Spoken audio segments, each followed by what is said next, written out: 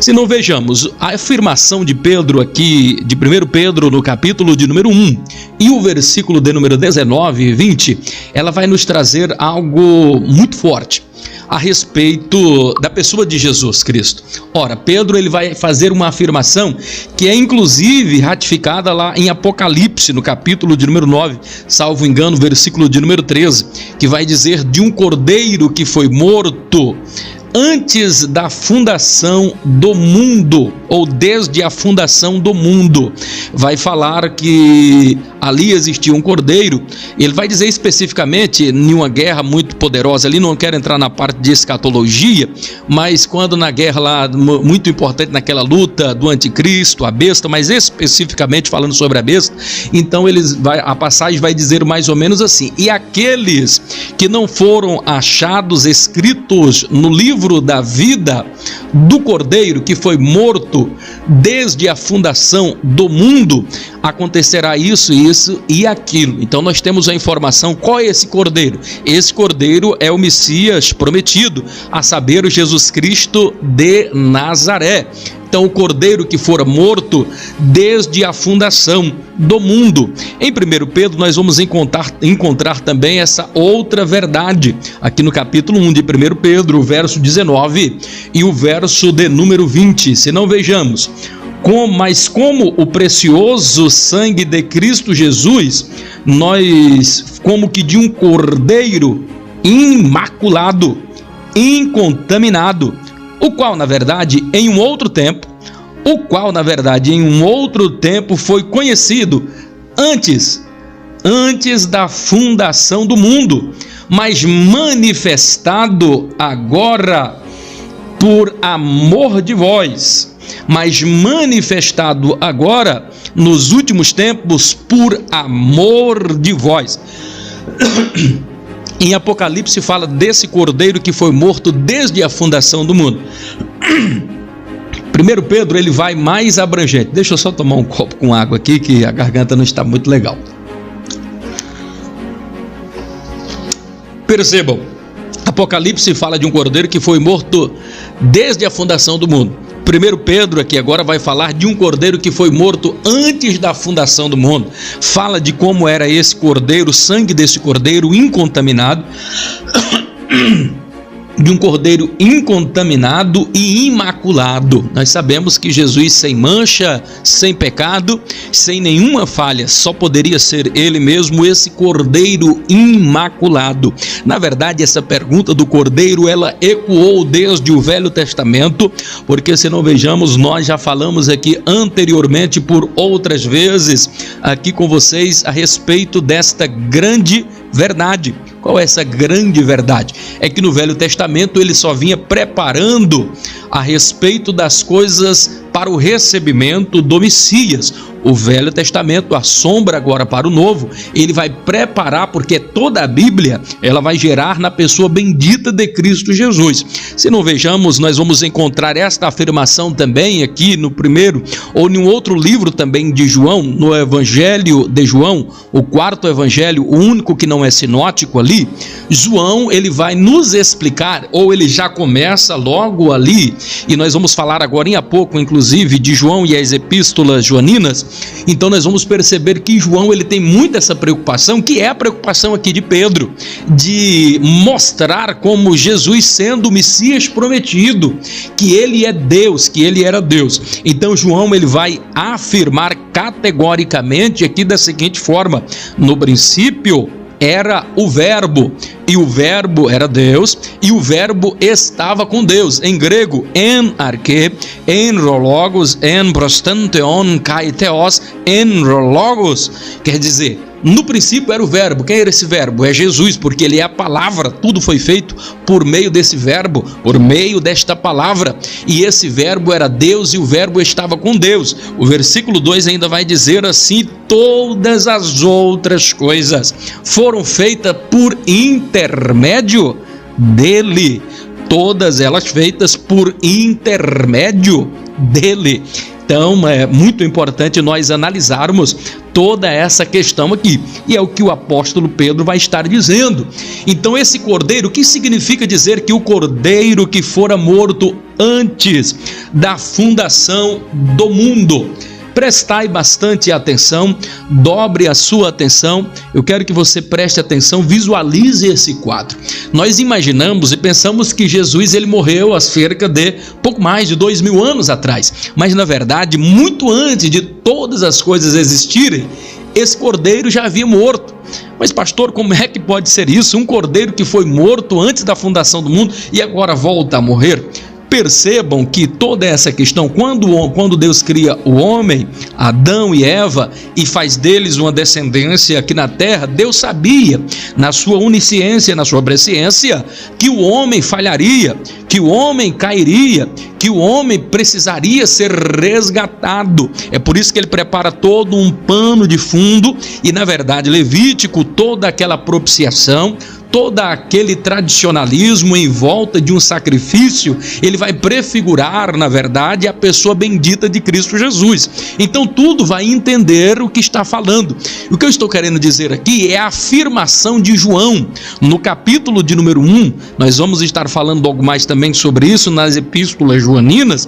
O apóstolo João, ele vai fazer uma informação que poucos, de repente, de nós aqui, se não tivermos a compreensão, ou se de fato não entendermos um pouco da tradição dos judeus, nós não entenderíamos, porque ele vai dizer da seguinte forma, lá em João, em hebraico, Seam Elohim Noshe Hatam Olam, quer dizer, eis aí o Cordeiro de Deus que tira o pecado do mundo.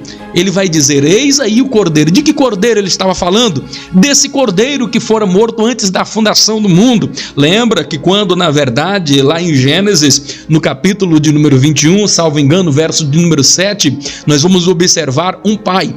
E este pai era Abraão, o pai da fé, pai de várias gerações. Ele vai fazer uma afirmação por demais importante. Ele vai dizer da seguinte forma, quando está para imolar o seu filho, e o seu filho o pergunta, diz, pai, nós chegamos aqui neste monte, eu estou vendo a lenha, eu estou vendo o cutelo, eu estou vendo o holocausto, está tudo muito bem preparado, mas papai, aonde está o cordeiro para o holocausto? E Abraão pega e diz, meu filho, Deus proverá para si o cordeiro para o holocausto. Oh, glória a Deus.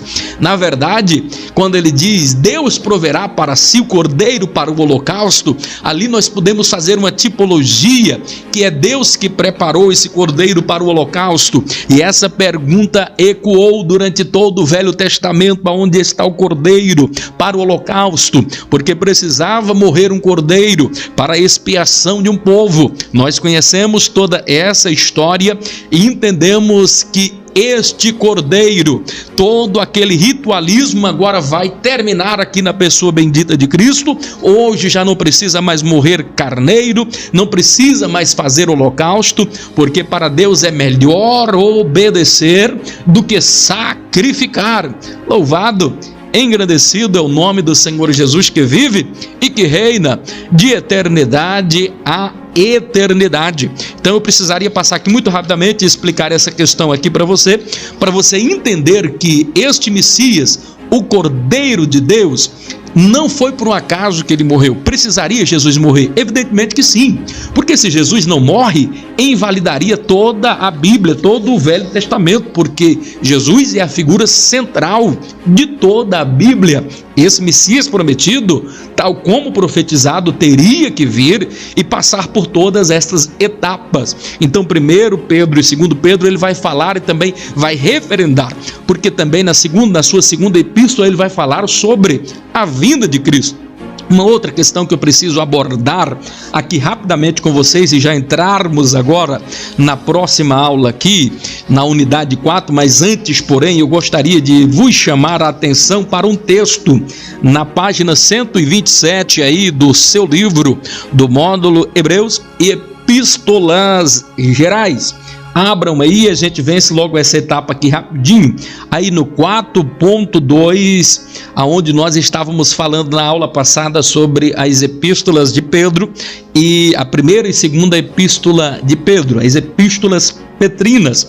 E nós vamos observar aqui uma parte, e eu preciso falar rapidamente, mas preciso porque é uma questão muito complexa, uma questão que poucas pessoas entendem.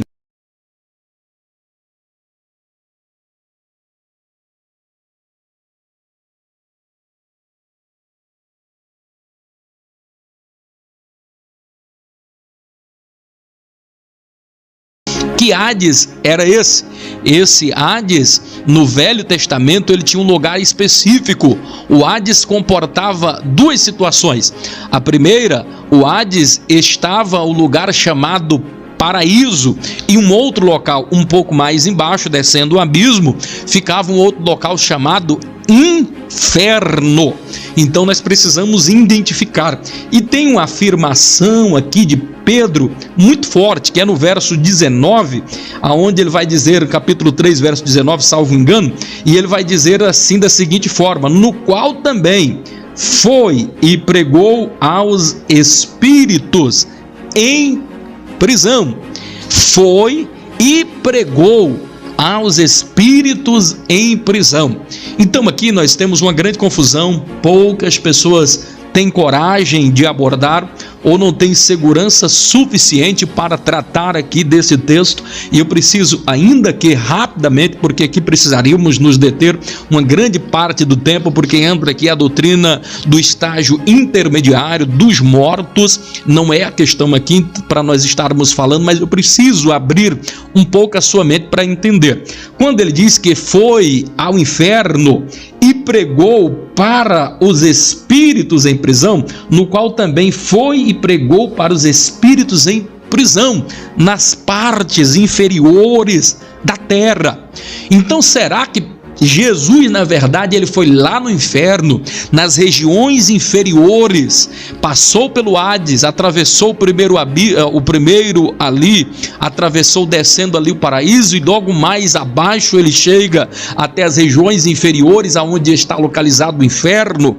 Lembra daquela parábola do rico e Lázaro? Ali nós temos condições de identificar melhor a respeito desses dois lugares, que todos ficavam no Hades, mas havia ali uma separação. O Hades, ele comportava ali equivalente ao seio de Abraão, que é o paraíso, e logo mais abaixo o inferno. Então, o que eu quero aqui dizer, na verdade, Jesus então desceu no Hades, ele desceu lá no inferno, pastor Eurípides, é isso que o texto está dizendo, e pregou para os espíritos em prisões. Jesus pregou. E para que ele pregou? Se tem um texto lá em Hebreus 9 que diz que depois da morte segue-se o juízo. Então perceba que aqui, na verdade, é uma questão bastante polêmica e causa muitas dúvidas. Por isso que eu preciso aqui falar alguma coisa para você relacionado aqui a esta questão específica aqui dessa descida de Jesus no Hades. Para você entender esse texto, você precisaria visitar passagens tais como, por exemplo, a de Efésios 4 e 9, aonde vai dizer ainda, e parece que vai complicar um pouquinho mais, que vai dizer assim: por isso diz que subindo levou cativo o cativeiro. Ora, isto é, aquele que subiu é aquele que, se não antes, porém, já desceu às partes mais baixas. Então agora ficou bastante claro que Jesus foi sim ao Hades, ele foi lá no inferno, e ele pregou para os espíritos em prisão? Definitivamente não, irmãos. O que nós temos aqui é um erro de tradução. Jesus esteve lá? Esteve sim. Jesus, ele falou alguma coisa lá? Sim, falou, mas ele não foi para pregar. O termo aqui no original está dizendo que Jesus foi dar a sentença, ou proclamar uma sentença. Jesus, ele não foi pregar. O certo seria que Jesus desceu as partes baixas para proclamar uma sentença. E qual é esta sentença? Ora, se no Novo Testamento nós recebemos a Jesus Cristo de Nazaré como o único e suficiente Salvador da nossa vida, então nós vamos encontrar, perceba que quando Jesus ele fala e tem ali dois homens, uma à direita e à sua esquerda, e um dos ladrões ali interpela o outro, porque um tenta negar a Jesus, fazer chacota de Jesus, mas o outro o repreende e diz: olha, que mal fez este Jesus aí, não fez nada. Nós sim fizemos alguma coisa, e se estamos aqui é porque erramos, nós falhamos. É nesta oportunidade então que nós vamos perceber que Jesus se alegra e disse: olha, em verdade vos digo que ainda hoje estará comigo no paraíso. Jesus mentiu? Não, ele não mentiu. Então aconteceu exatamente isto daí, porque Jesus ele visitou, porque depois da morte Jesus pode muito bem ter feito esta questão. Agora o interessante é que quando Jesus ele morreu, e para que é que ele vai agora lá no Hades, atravessa o seio de Abraão, a saber o paraíso, desce agora um pouco mais embaixo nas regiões inferiores, no inferno, e já sabemos que ele não foi para pregar, ele foi para dar uma sentença, e Jesus foi lá para dar uma sentença. Qual foi? Ele foi lá dizer: olha, vocês que foi pregado a respeito do Messias, que falaram a respeito de um Messias que viria, que o próprio pai Abraão, que o próprio Moisés também vislumbrou, dizendo que depois dele viria um profeta maior que aperfeiçoaria a lei. Então todos sabiam, entendiam, estavam aguardando esse Messias. Então ele estava agora trazendo a sentença e dizendo: olha, se cumpriu, e vocês que não acreditaram, ainda vai dizer que como nos tempos de Noé, aqueles que não acreditavam, aqueles que não obedeceram, que não acreditaram nesse Messias, por isso que Jesus é o caminho e a verdade e a vida, e ninguém vai ao Pai a não ser por Jesus. Jesus não estava ali para dar uma nova oportunidade, Jesus estava dizendo: olha, tudo que de mim fora dito está se cumprindo. Eu morri e agora ressuscitei, vim pegar as chaves do inferno e da morte, vou levar agora cativo o cativeiro. E que cativo ele estava falando?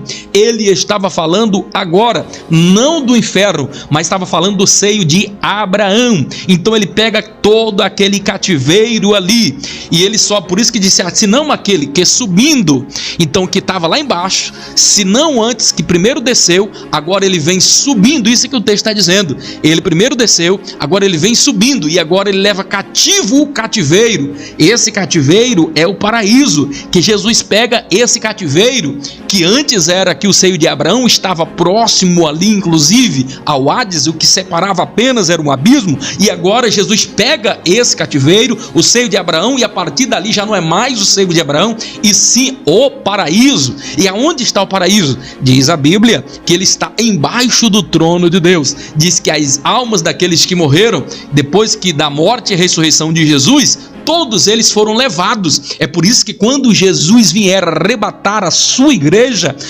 os que morreram em Cristo ressuscitarão primeiro. E perceba que Jesus vai trazer esta igreja juntamente com ele, por ocasião quando vier já libertado os 7 anos no período da grande tribulação. Não quero falar sobre essa questão, porque já entra uma outra parte aqui de escatologia. Eu só queria mostrar aqui para vocês esse texto que é polêmico, e que a gente precisaria gastar bastante tempo aqui para estar falando coisas a respeito disso. Mas precisamos aqui caminhar um pouquinho mais, porque senão me detenho aqui falando só sobre essa questão, e muitos outros pontos que ainda precisam a ser abordados, acaba que a gente não aborda. Corra agora, por gentileza, já que tocamos aqui nesse assunto que ficou faltando da aula passada, vamos agora para a página de número 141. Entremos agora de uma vez por todas aqui. Vamos falar agora das epístolas universais. Epístolas universais de João e de Judas. Epístolas universais de João e de Judas. Abra a sua Bíblia aí, por gentileza, enquanto eu tomo um copo com água.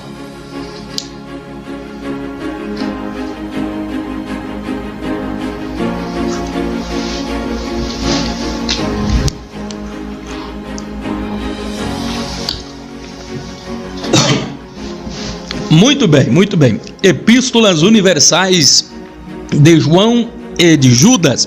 Vamos falar da epístola de Judas, se der tempo, mas vamos priorizar a primeira, segunda e terceira epístola de João, as epístolas joaninas. Epístolas joaninas, na página 141. No 1.1 vamos ver agora alguma coisa sobre a vida e a obra de João, o apóstolo. João era filho de Zebedeu. João, filho de Zebedeu, irmão, filho de Zebedeu. Também a sua mãe era Maria Salomé. Para quem não sabe, Maria Salomé era a irmã de Maria, a mãe de Jesus. Ora, se Maria Salomé era irmã da Maria, mãe de Jesus, logo João, ao contrário do que muita gente não sabia, João, aqui o apóstolo, era primo de Jesus. Logo, se João era primo aqui de Jesus, nós vamos encontrar também Tiago, que era filho aqui de Zebedeu também, que era irmão de João, também era mais um outro apóstolo que era irmão ou primo de Jesus. E temos um outro Tiago mais lá na frente que escreveu uma outra epístola de Tiago, as epístolas universais. Esse sim era irmão de Jesus. Mas nós temos aqui João, o apóstolo, Tiago, seu irmão, ambos filhos de Zebedeu, primos de Jesus. Um outro primo de Jesus também era João, o Batista, lembram? Que estava ali na barriga de Isabel, que era prima de Maria. Então estava num círculo de amizade muito próximo. Se não vejamos, esse mesmo Tiago, esse mesmo João, era sócio de mais dois outros apóstolos, a saber, o apóstolo Pedro e o apóstolo André. Então havia um círculo de amizade ali muito próximos a estes homens. João, assim como seu irmão Tiago, eram sócios desses dois homens, a saber, Pedro e André. E eles tinham ali, parece que um proeminente negócio. Então eram empresários do ramo da pescaria, até o momento em que Jesus se encontra, na verdade, aqui com eles. E depois que Jesus encontra com estes homens, a vida deles começaram a mudar. Por quê? Quem encontra-se com Jesus nunca mais volta para o mesmo caminho. Nós temos a vida mudada. Todos nós que um dia nos encontramos com Jesus e resolvemos aceitar o seu chamado, tivemos a nossa vida regenerada, a nossa vida mudada, a nossa vida transformada pelo poder da palavra de Deus. Então Jesus os chamou, os comissionou.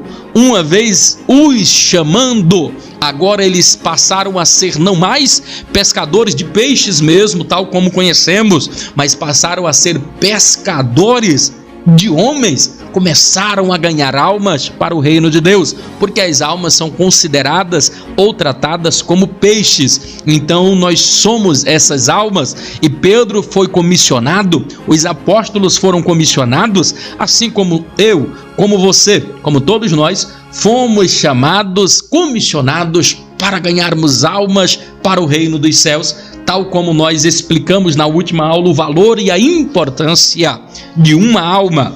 Se não, vejamos agora aí na página 143, vamos caminhar um pouco mais rápido aí, na página 143, a autoria das epístolas joaninas, página 143 das epístolas joaninas. Vamos observar aí no 1.2 do nosso livro, vamos falar sobre a autoria destas epístolas joaninas. Antes, porém, é importante enfatizar, vale-se dizer e importante lembrá-los que, além das epístolas joaninas, da primeira, segunda e terceira epístola de João, ela fora escrita pelo apóstolo João, que nós acabamos aqui de falar, de mencionar as suas origens. Mas além das epístolas joaninas, 1º, 2º e 3º João, João também escreveu o 4º evangelho. Lembra daquele evangelho? Também o Apocalipse foi escrito por ele. Os evangelhos, o 4º evangelho, por exemplo, foi escrito por ele com um objetivo diferenciado, inclusive, do objetivo aqui que está expresso aqui na 1ª, 2ª e 3ª epístola de João. Como também é diferente exatamente o conteúdo que ele escreve lá em Apocalipse. E por causa dessas diferentes visões, algumas dúvidas tiveram com algumas, principalmente os teólogos liberais, tiveram algumas dúvidas e alguns questionamentos se de fato teria sido João o escritor das epístolas petrinas, como fora ele também o escritor do quarto evangelho, o único que não é sinótico, e também o Apocalipse. Quando eu falo de sinótico, queridos, é importante ressaltar aqui que o evangelho de João é o único que não é sinótico. Dos 4 evangelhos, o quarto evangelho aqui escrito aqui por João é o único no que não é sinótico. Por que essa questão de sinótico, pastor? Sinótico nada mais é, por exemplo, do que nós dizermos que Mateus, Marcos e Lucas, inclusive nas Bíblias de alguns dos irmãos estão lá assim: S. Mateus, S. Marcos, S. Lucas, S. João. Então é importante dizer, porque muitas pessoas olham e dizem aqui, olha, vamos abrir em São Marcos, São Lucas, porque entende que aquele S. é de São. Não é, irmãos. Até porque depois da reforma, nós não acreditamos mais nessa questão de santos, pelo menos não da forma como a Igreja Católica prega, para nós o adorarmos, reverenciarmos. Todos nós somos santos e eleitos de Deus, não para sermos venerados nem adorados. Mas percebam que o que está falando aqui, esse S. não é de São João, não é de São Mateus, não é de São Marcos, nem de São Lucas. Ele está apenas dizendo Evangelho de Jesus, porque o Evangelho não é de João, o Evangelho não é de Marcos, não é de Mateus, tampouco é de Lucas. Então o Evangelho de Jesus segundo escreveu Mateus. Então esse S aí não é de São, e está querendo dizer assim, segundo. Então todas as vezes que você vê lá S. não está dizendo aquilo ali que é São João, está dizendo Evangelho de Jesus segundo. O S está referindo ali a essa expressão, Evangelho de Jesus segundo escreveu o evangelista Mateus. Esse aqui, por exemplo, o quarto evangelho. Então o Evangelho de Jesus segundo escreveu o evangelista, o apóstolo amado, a saber, João. Então o dele é o único que não é sinótico aqui. Por que não é sinótico? É porque os outros vão narrar histórias, cada um vai narrar. Evidentemente que Mateus ele vai citar mais parábola, evidentemente que Marcos ele vai citar menos parábolas. Nós vamos observar, por exemplo, que Lucas cita um menor número de parábolas do que o outro ali também, do que Mateus, por exemplo, mas são os mesmos casos, as mesmas visões que eles tiveram, ou o mesmo acontecimento que aconteceu, então é registrado no ponto de vista de Marcos, no ponto de vista de João e no ponto de vista de Mateus. Agora a preocupação aqui, na verdade, de João no quarto evangelho, e por isso que ele não é sinótico, quer dizer, não é semelhante aos outros 3, porque ele traz uma visão diferenciada. Ele não fala, por exemplo, de nenhuma parábola. Ele vai falar, por exemplo, agora de 7 grandes milagres, porque é importante para Pedro, e quando você vai entender aqui o objetivo do que Pedro estava querendo passar aqui, era muito claro. Assim como as epístolas petrinas, ela tinha a sua função, o seu objetivo, a função e o objetivo deste evangelho aqui que João escreveu, que João fez, que João compilou, que ele foi o autor aqui do quarto evangelho. Qual era a preocupação dele? Ele começa a mostrar aqui, e ele tem 2 percepções bastante distintas. Ele vai tentar provar, e prova de fato aqui 2 teses. A primeira tese que ele tenta provar aqui no quarto evangelho é que Jesus é Deus. Então essa é uma tese que ele prova por A mais B, e essa é a obrigação dele. Ele está preocupado em evidenciar, caracterizar e provar que Jesus é Deus. Já acabei de falar agora há pouco de uma afirmação dele poderosa, afirmando que nada do que foi feito no mundo sem Jesus teria sido feito, porque Jesus é Deus, o verbo era Deus. Então essa era a obrigação, e é o que ele está tentando provar. É esta primeira tese aqui, e para isso ele vai utilizar, por exemplo, 7 grandes milagres para provar que Jesus era Deus, Jesus fazendo a multiplicação dos peixes, Jesus andando por sobre o mar, o Jesus ali curando no tanque de Betesda, Jesus ali quando ele vai dar água da vida para a mulher samaritana. Então muitos milagres. Quer ver um outro grande milagre extraordinário? Lá em João no capítulo 11, a morte e depois a ressurreição de Lázaro depois de 4 dias. Então Jesus, ele utiliza, ou João utiliza-se aqui agora desta figura, nesses milagres acontecidos para vaticinar, para mostrar que Jesus era Deus, que somente sendo Deus, ele poderia efetuar e fazer estas coisas. Para que não houvesse dúvidas, para provar esta tese aqui, ele agora vai utilizar mais outras 7 expressões, e ele vai utilizar 7 expressões de Jesus como sendo eu sou, e só a título de informação, o número 7 é o número da perfeição, e por isso que ele fala de 7 milagres, por isso ele fala de 7 expressões dizendo Jesus, eu sou, que Jesus é o grande eu sou. Só para lembrar, a expressão eu sou, utilizada no Velho Testamento, refere-se a um dos nomes do próprio Deus, nosso Deus Jeová. Então ele está provando aqui, e esta é a primeira tese que ele quer provar aqui no quarto evangelho, o evangelho segundo escreveu João, que Jesus era Deus. E uma outra questão que ele quer provar aqui, uma outra tese, é que por meio de Jesus, pela morte e ressurreição de Cristo Jesus, agora por ele e para ele nós somos vivificados, por ele e para ele nós fomos resgatados da nossa vã maneira de viver, e agora ele sendo o único caminho, ele sendo a verdade e a vida, que ninguém vai ao Pai a não ser por ele. Então ele está provando aqui agora que além de Jesus ser Deus, qualquer homem que quiser ir para o céu tem que ir por intermédio dele, porque ele é o único caminho. Então essa é uma questão, uma grande verdade que o Evangelho tenta explicar, mas não quero me deter aqui muito sobre essa questão, porque queremos falar mais aqui sobre a Epístola Paulina. Não vou nem entrar na questão da parte lá que ele escreveu de Apocalipse de João, porque vamos entrar aqui em uma seara e o tempo não nos permite. Vamos aqui para as Epístolas Joaninas. As epístolas joaninas, dentro ainda desse contexto aí, na página 143, da página 144. Quem foi o autor das epístolas? Já falei, foi João. Tem alguma dúvida, pastor, de que fora, na verdade, João, o apóstolo do amor, quem escrevera a primeira, a segunda e a terceira epístola? Não existe uma análise ainda que hipotética de alguém querer arrogar-se para si o direito de autoria para estas 3 epístolas, senão João.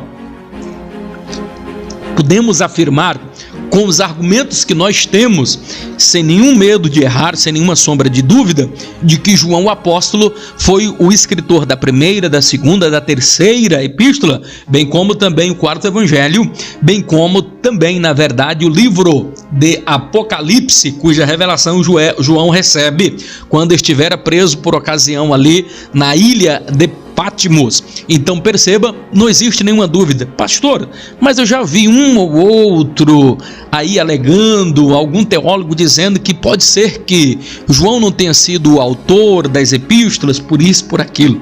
Meu irmão, se você ouviu alguma afirmação, não é nem para merecer crédito, porque todas as informações, das mais vastas que você pode entender, e é sobre isso também que vai defender o livro, e é o livro que você está estudando, não está estudando de um teólogo liberal, porque eles ficam tentando achar pele e cabelo em pele de ovo.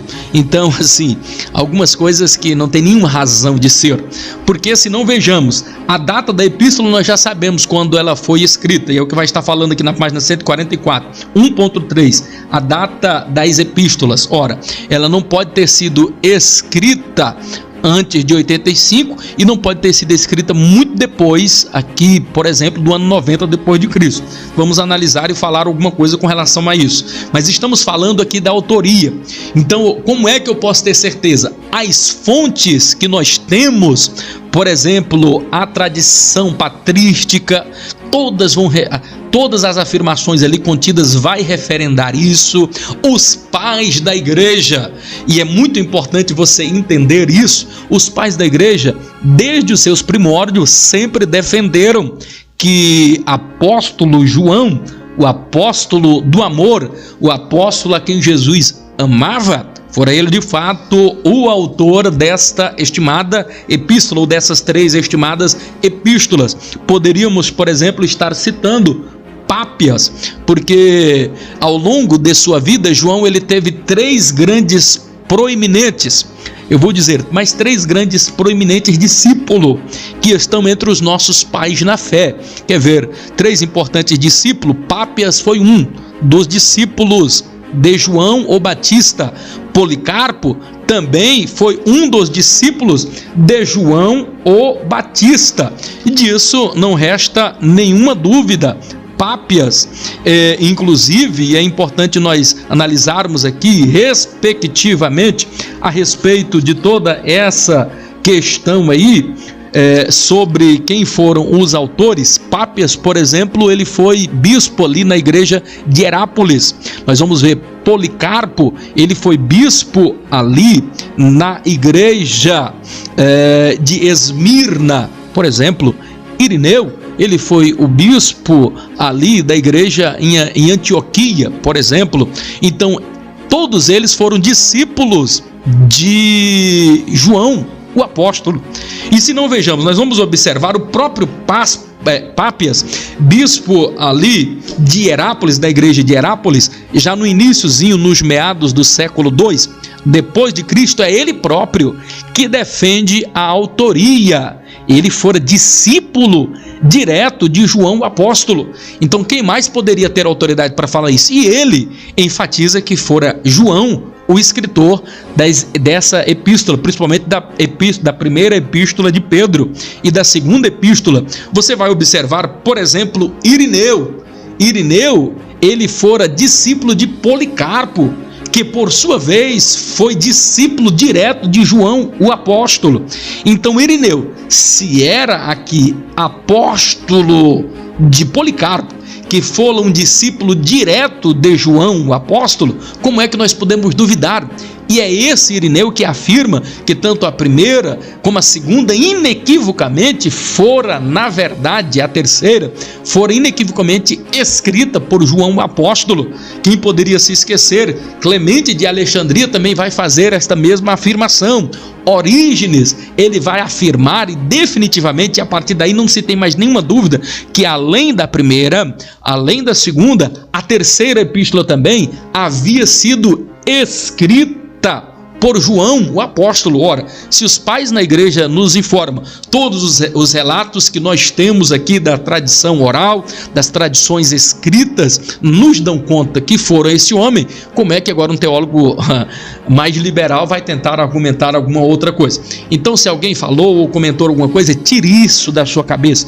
Pare com essa bobagem. Foi João o escritor destas epístolas, as epístolas joaninas, primeiro, segundo e terceiro João, como Apocalipse, como os evangelhos. Se alguém tentar colocar alguma dúvida, tire isso da sua cabeça. Podemos provar por A mais B que fora, na verdade, João o escritor destas cartas aí. Então ficamos a dúvida só no tempo que elas foram escritas. Elas foram escritas entre os anos 85 a 90 depois de Cristo. É importante dizer que tanto as epístolas como o quarto evangelho, como também o livro de Apocalipse, todos eles foram escritos quando Jesus retorna da ilha de Patmos e agora vai passar os seus últimos dias de vida na cidade de Éfeso, na igreja em que ele já havia pastoreado. Ele retorna para lá, para Éfeso, e por lá ele passa boa parte da sua vida. Percebam que João, o apóstolo, e isso a tradição vai nos dar conta a respeito desta grande verdade, que essa tradição vai nos informar, por exemplo, que Domiciano, ele foi o responsável, ele admitiu, foi ele que sentenciou João a ser martirizado dentro de um tacho fervente com azeite quente, pegando fogo ali, nenhum ser humano conseguiria sobreviver a uma atrocidade tão grande. Percebam que Domiciano, ele vai mandar e ordena que essa seja a sentença de martírio dele, ser morto dentro de um caldeirão fervente com azeite quente. Que coisa mais terrível! Era para estraçalhar, destruir, acabar, diluir todas as partes do corpo, inclusive os ossos. Miraculosamente, pelo poder de Deus, João sai ileso, miraculosamente, para o espanto de todos.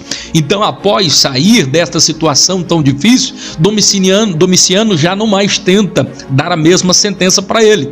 Então envia o preso sem nenhuma regalia, sem nada, e enviado agora para a ilha de Pátimo, isolado de tudo, isolado de todos. E é lá que ele recebe a visão de Apocalipse. Então, pastor, se ele recebeu a visão ali em Apocalipse, como é que ele escreveu Apocalipse, escreveu o quarto evangelho, escreveu as epístolas joaninas, 1ª, 2ª e 3ª, na cidade de Éfeso, se o senhor está dizendo que ele recebeu a visão na ilha de Pátimo? Irmão, ele recebeu a visão na ilha de Pátimo.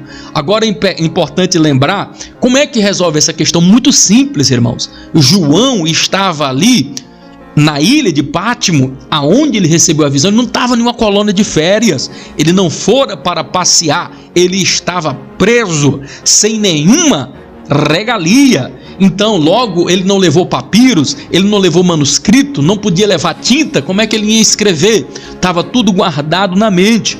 Quando ele agora é solto, é tirado ele da prisão, ele volta para Éfeso. Não sabemos se em uma prisão condicional ou não, porque Paulo também teve uma prisão condicional, e em uma prisão condicional você pode escrever, pode ter manuscritos e tudo mais, mas quando ele retorna é que ele vai escrever agora o quarto evangelho, escreve também o livro de Apocalipse, escreve a 1ª, 2ª e a 3ª epístola de João. Então é nesse inteirinho aí, entre os anos 85 a 90 depois de Cristo, que ele escreve estas epístolas, como também escreve os livros que nós já acabamos aqui de mencionar. Vamos um pouquinho mais para frente agora, dos destinatários da carta, na página 145 aí do seu livro. Vamos observar os destinatários da epístola de João.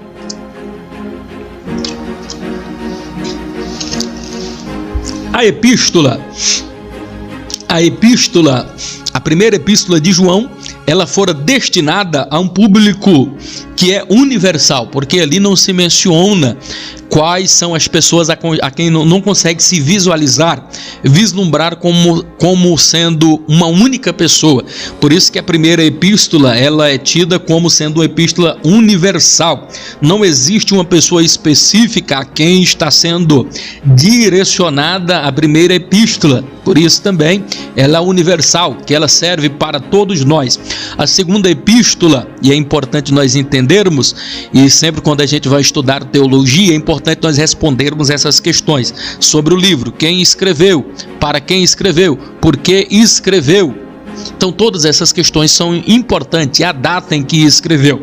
Então aqui está falando especificamente agora na segunda epístola quem foi que escreveram.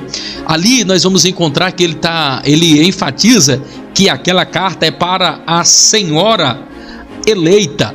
Então alguém disse assim: quem é essa senhora eleita? Porque essa senhora eleita que é uma grande incógnita, ninguém consegue precisar com grande certeza, mas é muito provavelmente que ele estava se referindo a essa senhora eleita como sendo a igreja eleita, muito provavelmente uma igreja das quais, ou de uma circunvizinhança ali mesmo da região da Ásia Menor. Então essa senhora eleita é provável que esteja referindo a uma igreja dali, e por conseguinte ela também se auto-aplica a todos nós, então é uma epístola universal também. A terceira epístola de João, nós vamos observar que ele endereça uma pessoa. Quem é essa pessoa? Gaio. Gaio também era um líder de uma igreja ali também da região da Ásia Menor. E levando-se para Gaio, ele também leva para toda a igreja, ou seja, então abrange a todos nós. Por isso ela é uma epístola universal.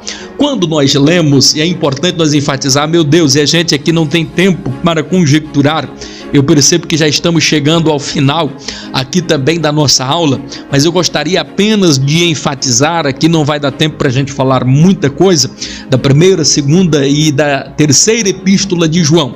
Um dos objetivos que precisa ficar marcado e caracterizado na sua mente, um dos objetivos aqui da primeira, segunda e terceira carta ou terceira epístola de João, ela quer demonstrar, ela quer provar. João quer provar aquilo que ele já começou a provar, por exemplo, lá no quarto evangelho, provar de uma vez por todas, não mais que Jesus é Deus, porque ele é Deus, mas ele está querendo agora provar para os gnósticos que Jesus era responsável, ele era o único autor da nossa salvação, que Cristo era superior, que Cristo tinha supremacia a todos os outros deuses, porque o que estava vendo ali, a mensagem, então ele estava querendo demonstrar, porque existia neste tempo aqui o gnosticismo que vinha crescendo de uma forma assustadora, e o gnosticismo, ainda que não negando a Cristo,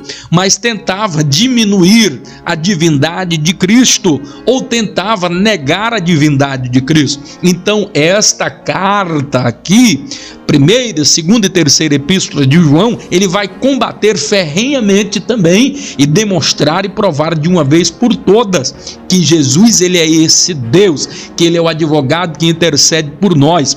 Uma outra questão e um objetivo muito presente que nós encontramos na primeira, na segunda e na terceira epístola de João, e nisso ele fala de uma forma muito amável, ele vai dizer de uma forma muito carinhosa: filhinhos, não amemos de palavra, mas amemos também de ações. Então ele vai falar da supremacia do amor, porque Jesus é amor. Jesus, ele ganhou o mundo inteiro não por força, não por violência, mas ganhou pelo amor. É por isso que nós precisamos entender, eu e você, que a nossa guerra não é contra os principados, não é contra as potestades, e sim contra as hortes espirituais ao nosso semelhante. Assim como Paulo nos adverte, devemos amar, cuidar, ter empatia, zelar, porque o amor prevalece. Então assim, você precisa amar a Deus, e essa é a tônica de João, aonde ele vai dizer: olha rapaz, se você diz que me ama e está odiando o seu irmão, você é mentiroso, e em ti não existe nenhuma verdade. Como é que você pode amar a Deus a quem você nunca viu e vai me amar a mim, rapaz? Então assim, João estava querendo dizer: filhinhos, não iludam-se, não diga que você ama a Deus odiando o seu irmão, porque Deus não vai receber, porque Deus diz assim: perdoai assim como eu vos perdoo, perdoai as nossas ofensas assim como nós perdoamos a quem nos tem ofendido. É a oração modelo. Jesus vai dizer lá em Mateus, no capítulo de número 5 e o verso de número 7, dizendo: bem-aventurados misericordiosos, por quê?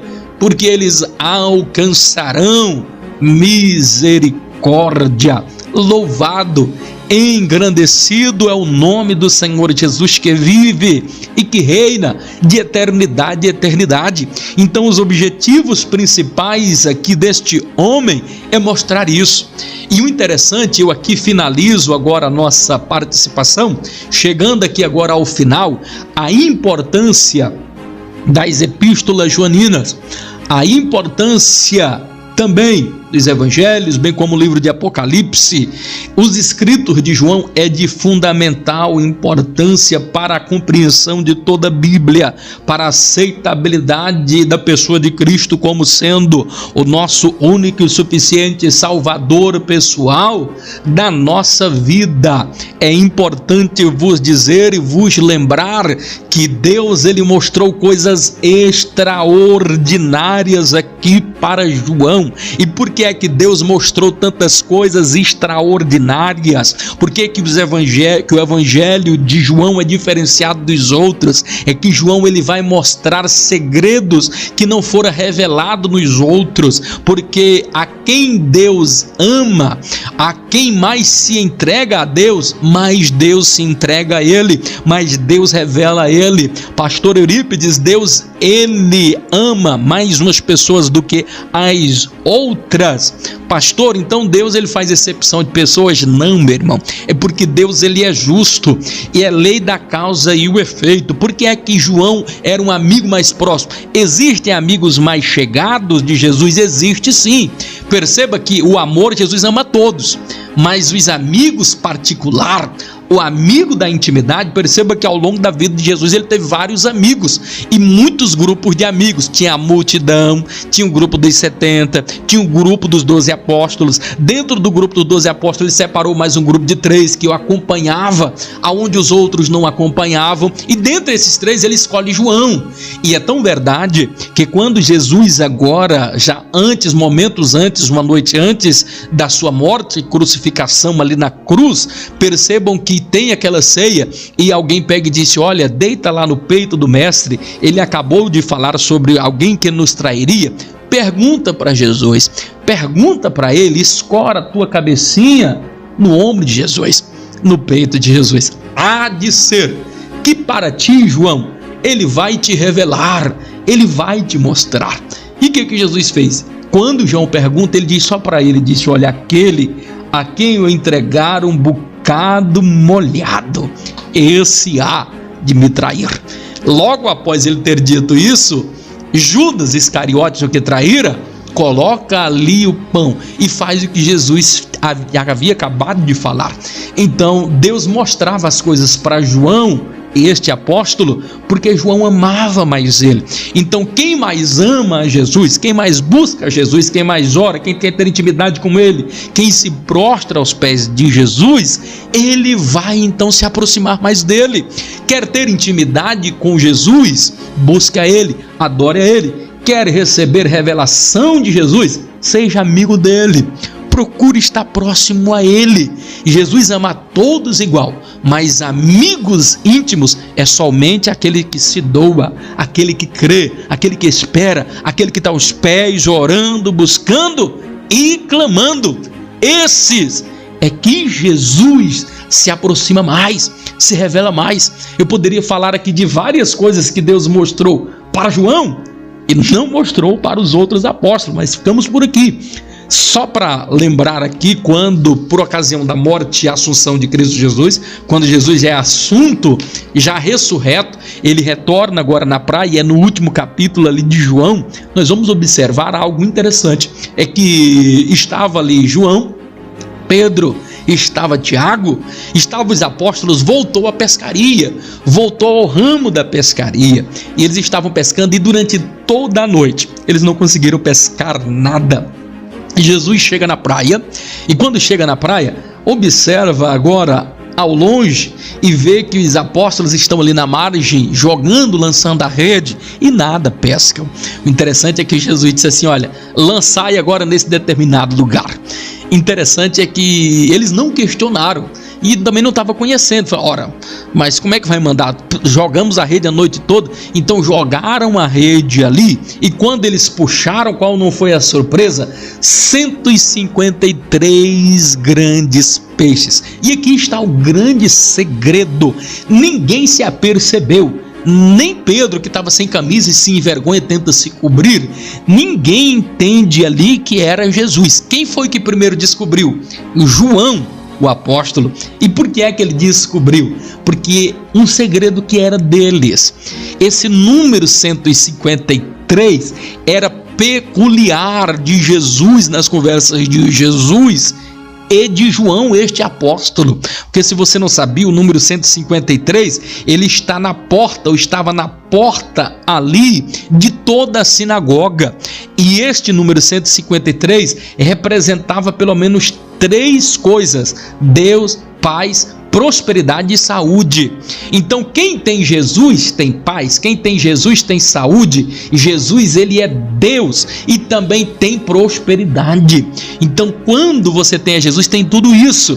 Então, o primeiro significado do número 153, e é isso que o texto diz, que quando João vê que tem 153 peixes, é nessa hora que ele descobriu que era Jesus. Muito provavelmente por causa disso daí. São segredos, são coisas que a gente vai descobrindo, que Deus mostra apenas àquele que é mais íntimo. Deus revela coisas para os mais íntimos que não revela para outros. Por isso que é importante nós termos intimidade com Deus, buscarmos a Deus, adorarmos a Ele na beleza da sua santidade. Muito obrigado, meus amados, queridos, diletos e abençoados irmãos. Estamos chegando ao final da nossa aula, ao final do nosso módulo Hebreus e Epístolas Gerais. Grande abraço a Você já se inscreveu em nosso canal no YouTube? Compartilhe com seus amigos e divulgue nossos vídeos. Sempre uma palavra abençoada com o pastor Eurípides Venâncio. Estudos bíblicos que edificam. Mensagens de fé, reflexão, esperança e motivação.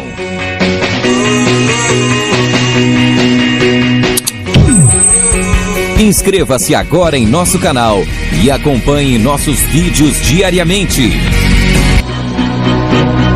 Dê a sua sugestão para melhorar o nosso canal.